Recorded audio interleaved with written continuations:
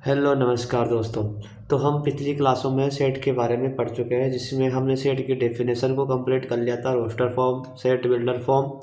तो ये हमारी जो मास्टर सीरीज चल रही है, जिसमें हम क्लास 11th की मैथ को कंप्लीट पूरा NCERT से पूरा कंप्लीट स्टार्ट से लेकर एंड तक पूरा कवर करेंगे। तो उसमें हमारा जो ये लेक्चर है, लेक्चर नंबर 4, इसमें हम टाइप्स ऑफ सेट के बारे में पढ़ेंगे।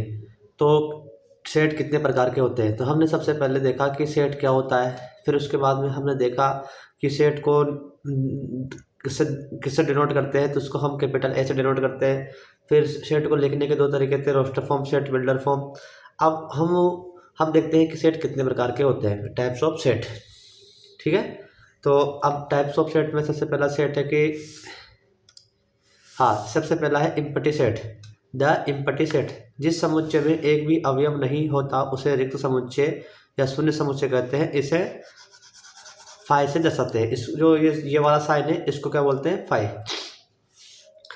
तो जिसके अंदर एक भी एलिमेंट ना हो उसको हम बोलते हैं इम्पटी सेट। जिसके अंदर एक भी अवयव ना हो, जिस समुच्चय में एक भी अवयव नहीं होता, उसे हम रिक्त समुच्चय कहते हैं। जैसे कि मैंने क्वेश्चन किया कि कोई नंबर बताओ जो 3 से बड़ा हो और 1 से छोटा हो। कोई ऐसा नंबर बताओ जो 3 से तो बड़ा हो और 1 से छोटा हो। बताओ, कोई ऐसा नंबर मौजूद है क्या? नहीं। ठीक है, कोई ऐसा आदमी बताओ, ऐसा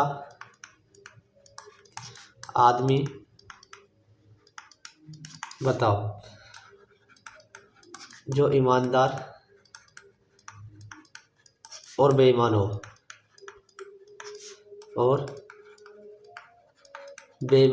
तो ऐसा कोई भी आदमी नहीं होता जो ईमानदार भी हो और बेईमान भी हो। ठीक है, तो ये कैसा सेट हो गया? Empty set. ठीक है, तो ये हो गया इम्पटी सेट। और एग्जांपल इसके हम आगे देख लेंगे। दूसरा है finite and infinite set. Finite और इनफाइनाइट हिंदी में बोलते हैं परिमित एवं अपरिमित समुच्चय। तो क्या होता है? जिस समुच्चय में अवयवों की संख्या निश्चित हो उसे हम बोलते हैं परिमित समुच्चय। जिसके अंदर अवयवों की संख्या कैसी हो? लिमिटेड या निश्चित हो। और जिस समुच्चय में अवयवों की संख्या निश्चित ना हो उसे अपरिमित समुच्चय कहते हैं। अब जैसे कि देखो, मैंने बोल दिया कि 10 तक प्राकृत संख्या तो क्या हो जाएगी? 1 2 3 4 5 6 7 8 9 10। ये बन गया सेट। तो 10 तक की जो प्राकृत संख्या है उनका ये सेट बन गया। तो ये कैसा सेट हो गया? ये हो गया फाइनाइट। तो ये फाइनाइट सेट हो चुका है। ठीक है, क्योंकि इसके अंदर जो अवयव है उनकी संख्या कैसी है? फिक्स है।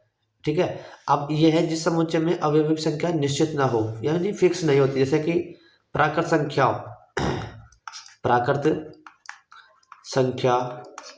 का समुच्चय, यानी कि प्राकृत संख्याओं का समुच्चय क्या होगा? 1 2 3 4 डॉट डॉट डॉट चलता रहेगा वो। तो इसका कोई अंत थोड़ी है। जो भी नंबर जिसे हम काउंट नहीं कर सकते, जिसे हम गिन नहीं सकते, या फिर जिसका कोई अंत नहीं है, वो इनफाइनाइट तक जा रहा है, तो उसी को हम बोलते हैं अपरिमित समुच्चय, यानी कि इनफाइनाइट, जिसे फाइनाइट नहीं कर सकते। ठीक है, एक तो होता है फाइनाइट जिसे हम काउंट कर सकते हैं, गिन सकते हैं, उसी को बोलेंगे हम फाइनाइट। और एक होता है इनफाइनाइट जिसे हम गिन नहीं सकते, काउंट नहीं कर सकते, उसको बोलेंगे इनफाइनाइट। क्या आप नेचुरल नंबर को गिन सकते हो? क्या नहीं गिन सकते, क्योंकि वो चलते जाएंगे और उनका कोई अंत ही नहीं आएगा, वो इनफाइनाइट तक जाएंगे। ठीक है, तो वो हो जाएंगे इनफाइनाइट सेट। ये हो गया फाइनाइट सेट। एक शॉर्ट तरीका याद रखने का इनफाइनाइट सेट को, कि अगर कोई से भी सेट में लास्ट में 3 डॉट दिखाई दे, कोई से भी सेट के अंदर लास्ट में 3 डॉट दिखाई दे, तो वो कौन सा सेट होगा? वो सेट होगा इनफाइनाइट सेट। अब है समान समुच्चय, यानी कि इक्वल सेट। इक्वल सेट के लिए हमें कितने सेट की आवश्यकता होती है? 2 सेट की, क्योंकि इक्वल होने के लिए क्या होना चाहिए? 2, LHS और RHS। ये इक्वल का साइन है। अब इक्वल के इधर होगा लेफ्ट हैंड साइड और राइट हैंड साइड। तो समान समुच्चय के लिए हमें यदि यदि ए का प्रत्येक अवयव बी में है और बी का प्रत्येक अवयव ए में है तो ए और बी समान समुच्चय कहलाते हैं। जैसे कि सेट ए बराबर 1 2 3 4 और सेट बी बराबर 2 3 1 4। तो क्या दोनों के अंदर अवयव सेम है? हाँ बिल्कुल, 1 1 2 2 3 3 4। तो इन दोनों के अवयव सेम हो गए तो सेट ए बराबर बी। ठीक है, तो दोनों में कैसे होने चाहिए? सेट समान होने चाहिए, ए हाँ बराबर होने चाहिए। यदि ए का प्रत्येक अवयव बी में है और बी का प्रत्येक अवयव ए में है तो ए और बी समान समुच्चय कहलाते हैं। यदि से एक बात क्लियर आ गई? दोनों सेट के अंदर के अवयव कैसे होने चाहिए? समान। दोनों सेट के अंदर के अवयव समान होने चाहिए। ठीक है, आगे देखते हैं। हाँ, इसके बाद में है समान समुच्चय। अब इसके बाद में इक्विवेलेंट सेट। सेट नंबर 4 कौन सा है? Equivalent set. इस सेट के अंदर क्या होते हैं? इस सेट में देखो कि दो सेट होते हैं, दो सेट है, ए व बी। दोनों सेट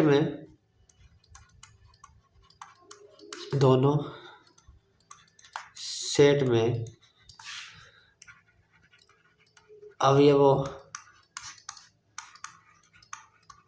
एलिमेंट की संख्या समान होनी चाहिए। दोनों सेट ए और बी के अंदर एलिमेंट यानी कि अवयवों की संख्या कैसी होनी चाहिए? समान। जरूरी नहीं है कि उनके जो एलिमेंट है वो सेम हो, जरूरी नहीं कि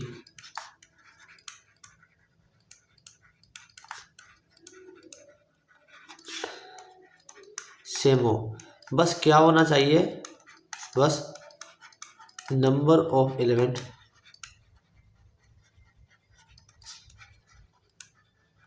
सेम होना चाहिए। ठीक है, जैसे सेट ए बराबर 1 2 3 और सेट बी बराबर ए बी सी। तो क्या नंबर ऑफ एलिमेंट सेम है? हाँ, इसमें भी कितने हैं? 3। नंबर ऑफ एलिमेंट इसको लिखेंगे 3, नंबर ऑफ एलिमेंट बी 3, तो ए बराबर बी। ठीक है, तो ए और बी कैसे सेट हो गए? Equivalent set. ए और बी कैसे सेट? ठीक है, इतनी बात सबको क्लियर हो गई, सबको समझ में आ रहा है ना? ठीक है, अब आगे बढ़ते हैं। हाँ, 5वें नंबर पे है सबसेट। सबसेट इसको बोलते हैं उप समुच्चय। उप समुच्चय।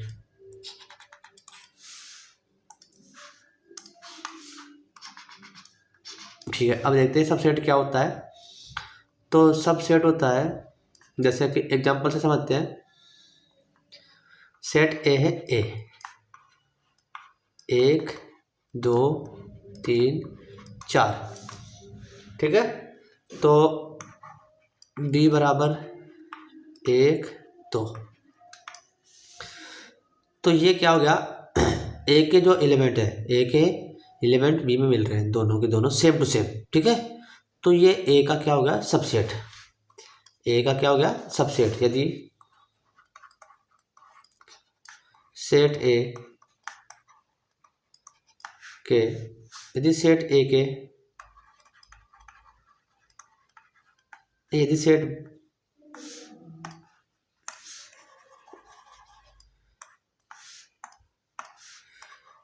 यदि सेट बी के एलिमेंट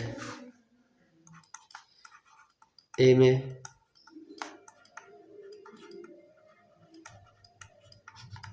मिलते हैं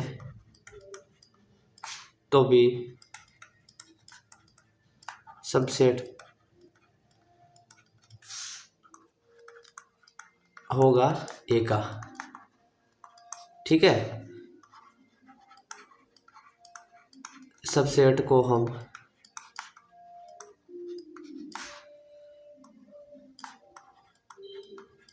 से दर्शाते है, तो ए सबसेट होगा किसका, बी का। ठीक है, जिसकी तरफ मुंह को लाए वो कैसा है, बड़ा सेट, और जिसकी तरफ मुंह बंद है वो कैसा सेट है, छोटा सेट। ठीक है, इतनी बात क्लियर हो गई कि अगर यह है बड़ा सेट, यह है छोटा सेट। ठीक है, तो इसके अगर अवयव इसके अंदर, जैसे कि ए को ले लेते हैं सी, 1 2 3, तो ये भी इसका क्या है, ये क्या नाम है, सी सबसेट है ए का। ठीक है, इतनी बात क्लियर सबको कि अगर एक सेट है ए, अगर उसके एलिमेंट से कोई छोटे छोटे सेट बनाए जाए तो उन्हीं को हम क्या कहते हैं, सबसेट कहते हैं। ठीक है, अब सबसे महत्वपूर्ण बात है कि फाई हर एक सेट का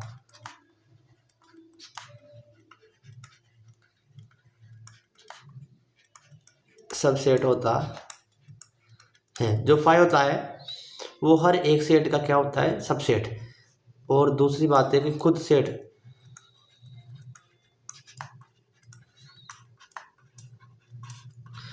सेट भी एक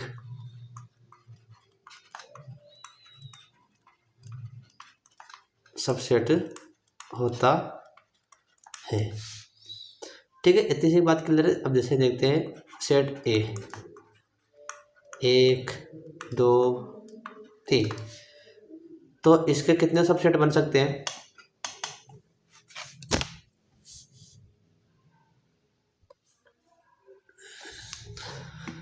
तो इसके कितने सबसेट बन सकते हैं, इसके बन सकते हैं A1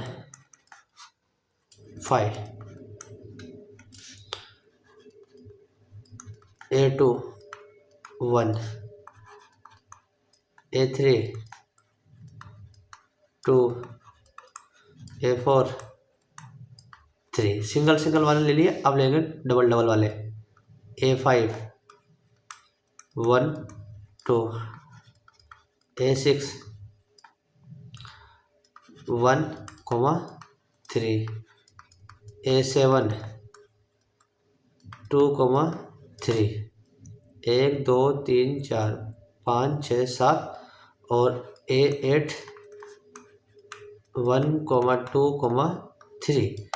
तो जो ये सेट है ए, इसके कितने सबसेट बने टोटल, 8। 1 2 3 4 5 6 7 8। तो जो ये सेट है ए, इसके टोटल 8 सबसेट बन सकते हैं। ठीक है, इसमें से 5 इसका सबसेट होगा, और एक वो खुद नंबर, वो भी इसका क्या हो जाएगा, सेट, वो क्या नाम है, सबसेट। ठीक है, ये भी इसका क्या है, सबसेट, ये भी इसका क्या है, सबसेट, ये भी क्या है, इसका सबसेट, ये सबसेट। तो अब देखो, ये तो एक छोटा सेट था इसलिए हमने पता लिख कर चेक कर लिया। अगर ऐसा कोई मान के चलो, जैसे कि हाँ, ए बराबर 1 2 3 4 5 6, अब इसके बताओ इसके टोटल कितने सबसेट हो जाएंगे। तो ऐसे सवालों को सोल्व करने के लिए, जैसे कि अभी इसका मान के चलो कि हाँ, सेट ए के सबसेट की संख्या बताओ कि इसके कितने सबसेट बन सकते हैं टोटल। तो देखो, एक बार इसके सबसेट हम बनाकर चेक कर लेते हैं खुद से। तो ट्राई करते हैं एक बार कि हम कितने सेट बना पाते हैं इसके। 5 1 2 3 4 5 और 6। ठीक है, अब लेंगे डबल डबल, 1 2 1 3 1 4 1 5 1 6। ठीक है, अब लेंगे 1 3 1 4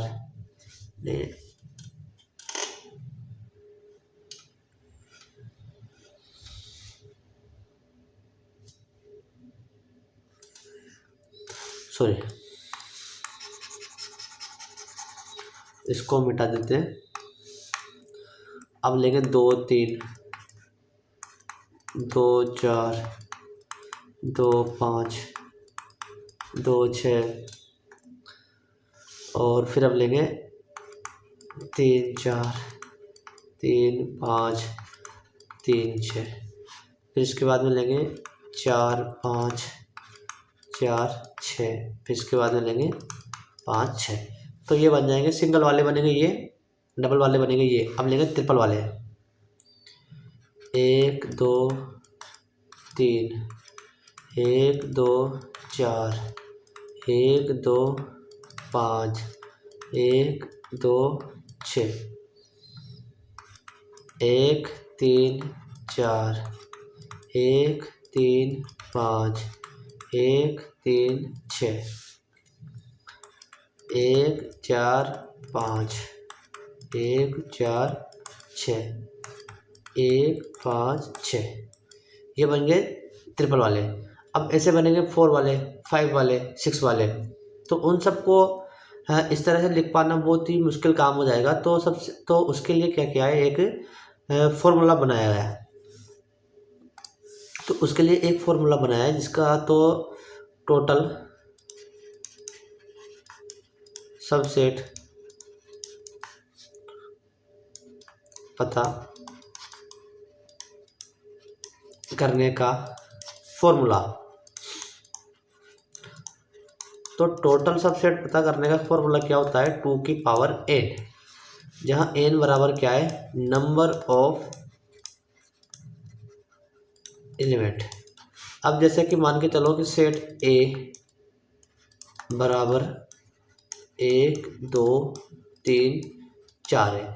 तो बताओ सेट A में कितने एलिमेंट है, 1 2 3 4, 2 की पावर 4 कितना हो जाएगा, 2 इंटू 2 इंटू 2 इंटू 2, 2 दूनी 4, 8 दूनी 16। तो इसके टोटल कितने सेट बनेंगे, 16 सेट बनेंगे। ठीक है, तो आज के लिए सिर्फ इतना ही। अगर आपको मेरी ये क्लास अच्छी लगी हो तो इसको लाइक कीजिए, फॉलो कीजिए और चैनल को सब्सक्राइब कीजिए। ठीक है, तो हमारी जो मास्टर सीरीज है इसमें हम क्लास 11th की पूरी मैथ को स्टार्ट से लेकर एंड तक step by step NCERT book से पूरा कंप्लीट करेंगे। तो आप बने रहिए। धन्यवाद।